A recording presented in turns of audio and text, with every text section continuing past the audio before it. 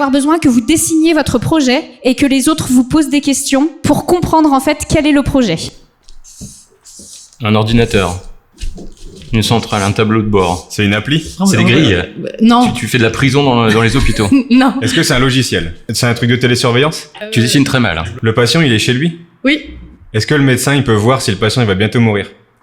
Oui. En fait, je conçois un pilulier connecté qui permet de savoir si les patients ont bien pris leurs médicaments. Il y a des capteurs dans les différentes cellules. Ça permet de détecter si il y a encore le médicament dans le pilulier. Et si il y a encore des médicaments dans le pilulier, alors dans ce cas-là, on envoie une notification au patient et à ses aidants. Un cœur? Ok. Tu surveilles les constantes du cœur. Oui. C'est une application pour que les vieilles personnes, elles trouvent l'amour. Non. Ça mesure le rythme cardiaque. Oui. Alors moi j'ai une technologie unique qui permet de mesurer l'activité du cerveau reptilien. Et quand elle est utilisée pour des patients conscients, elle est capable de mesurer le niveau de confort et la puissance du système nerveux autonome des patients. Donc l'idée de ce projet, c'est de savoir donner aux cliniciens et aux proches une réponse à la question est-ce que les patients vont bien quand les patients sont conscients mais incapables de communiquer. Et en particulier à la fin de vie, les patients souffrant de troubles cognitifs graves type Alzheimer, les autistes, les polyhandicapés. Alors c'est dans la santé. Ouais. Des fesses, des béquilles, un aidant. Tu soignes un problème. Oui. Non, il y a juste une sucette. Ouais. Il y a une sucette. Il y a un objet connecté pour Voilà, les c'est diabétiques. ça. Pour les diabétiques, et il veut aller à la plage avec les diabétiques. J'ai dit non à diabétique. Hein. Les obèses, pardon. Obèses. Ah oui, Les obèses. oui. Donc nous, on développe des logiciels en réalité virtuelle, d'où le casque et les manettes, pour les troubles du comportement alimentaire. Donc notre première application s'adresse aux personnes qui sont anorexiques et boulimiques. Et notre deuxième application en cours de développement s'applique aux obèses. On digitalise et on ludifie des parcours de soins hospitaliers déjà existants et on en réalise des serious games en réalité virtuelle pour traiter les troubles du comportement alimentaire. Très bien. D'accord. C'est Bravo. top.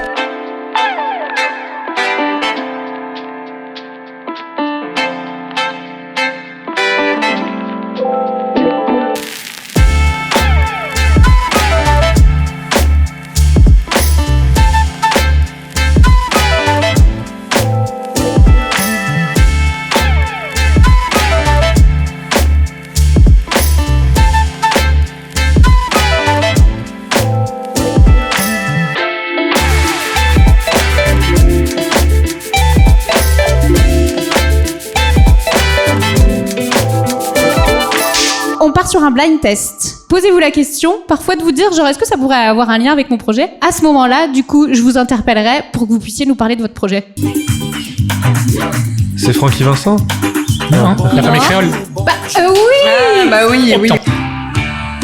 J'ai trop su. Jean-Jacques Goldman. Jean-Jacques Goldman. Bravo Ludovic, est-ce qu'on La a le musique titre? est bonne. Ouais. C'est pas C'est Flashdance. Ouais, c'est ça. Non, l'autre. Ah, c'est Fame. Ah, mais... Non, mais alors. Oui, alors l'histoire, quand même, c'est que je ne l'ai pas trouvé parce que ce n'est plus le nom de mon projet. Alors, il ne s'appelle toujours pas. Parce que toi j'ai aussi. des idées de nom, mais légalement, elles ne passent pas. Ah. C'est une marque de box à cuisiner avec des fiches recettes donc associées, mais ciblées pour les familles avec enfants. Donc, toutes les recettes sont adaptables du bébé à l'adulte, en termes de texture, de saveur, d'apport nutritionnel, de quantité, et avec toute une partie ludique et éducative autour de l'alimentation et aider aussi les enfants à manger plus de légumes et en faire des copains. Voilà. C'est Queen. Oui, Meryl. Stop me. Don't Stop Me Now. Don't stop me now. Forcément. Bravo. Ça parle à personne? Voilà, j'ai développé une startup qui s'appelle Sportopia, le sport au top grâce à l'IA.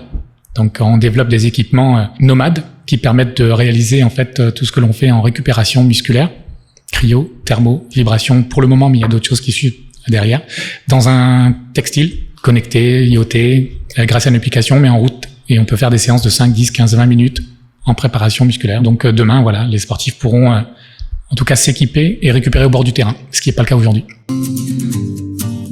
Non, sur ma route, Maître Gims. Maître Gims, non, pas du Non, tout. c'est pas lui. Et puis il n'y a pas une apostrophe dans son nom, lui? Black Ah, Yam. bah oui.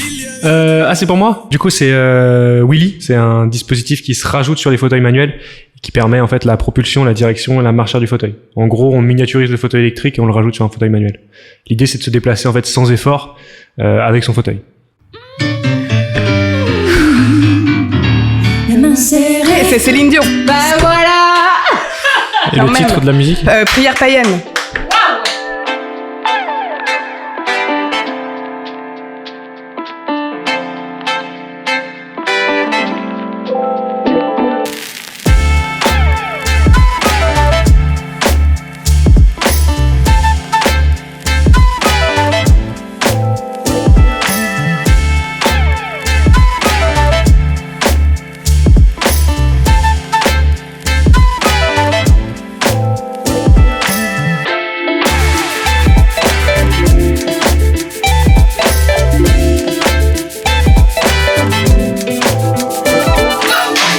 Messieurs, on va passer à un Dixit. Vous allez piocher chacun une carte. Chacun va décrire un peu la carte qu'il a devant les yeux.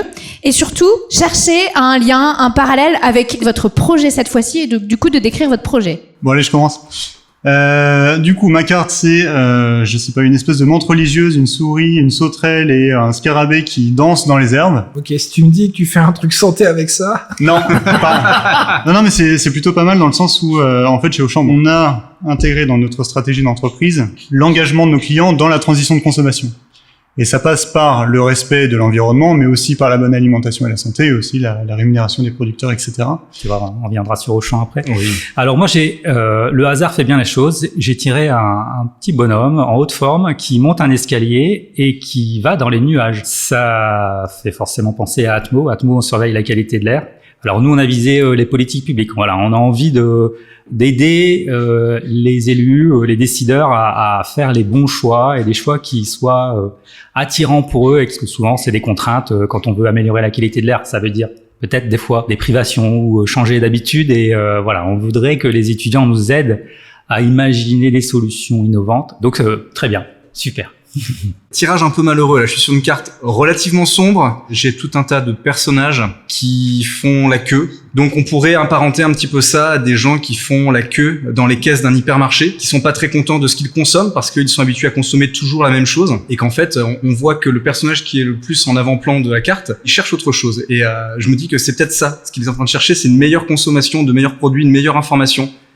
Et il se dit que peut-être l'herbe est plus verte chez le voisin, et du coup il va voir chez le voisin et il pourrait peut-être trouver une nouvelle façon de consommer. Ok, c'est à moi. Finalement, cette carte est tout l'opposé de ce qu'on fait. La carte, c'est quoi? Alors c'est un jeune couple, 15-20 ans. Hein. Donc finalement, c'est l'inverse. Hein. Déjà, c'est pas des jeunes, on travaille plutôt sur des gens, nous, en patient, on fait de la télésurveillance en fait de patients chroniques, donc plutôt des personnes âgées, et on évite justement de les faire tomber. En faisant de la télésurveillance avec des objets connectés, des plateformes, on travaille avec des cardiologues, des néphrologues depuis maintenant 6 ans. Et on essaie de trouver sur de nouvelles pathologies et d'éviter justement la chute de ces patients-là pour éviter l'hospitalisation, plutôt essayer que leur traitement soit mieux adapté à leur pathologie. Donc c'est vraiment tout l'inverse en fait de cette carte où on évite justement les gens de tomber vers le mal et plutôt essayer de survivre le plus longtemps possible. Et c'est ce qu'on arrive d'ailleurs très bien à faire.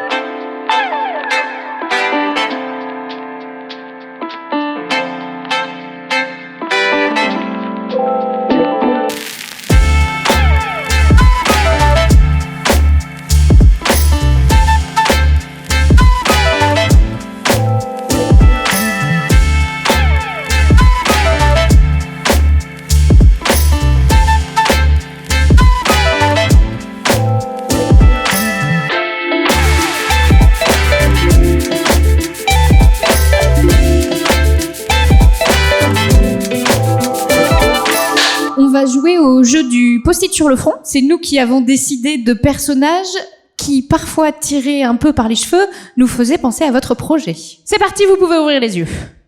J'ai une première question, moi. Est-ce que je suis une femme? Tu m'as regardé en mode, qu'est-ce que c'est profond comme question? Suis-je un personnage réel? Oui. Suis-je un homme? Oui. Du coup, je suis un personnage fictif, j'imagine, vu comment vous avez... Oui. Est-ce que je suis dans les dessins animés? Oui. Du genre masculin? Ouais. Oui. C'est dans un dessin animé? Non. Est-ce que je suis un sportif? Oui. Je suis humain? Non. Ah. Est-ce qu'on fait partie d'un Disney? Non. Est-ce que je suis vivant? Oui. Est-ce que je suis un nageur? Non.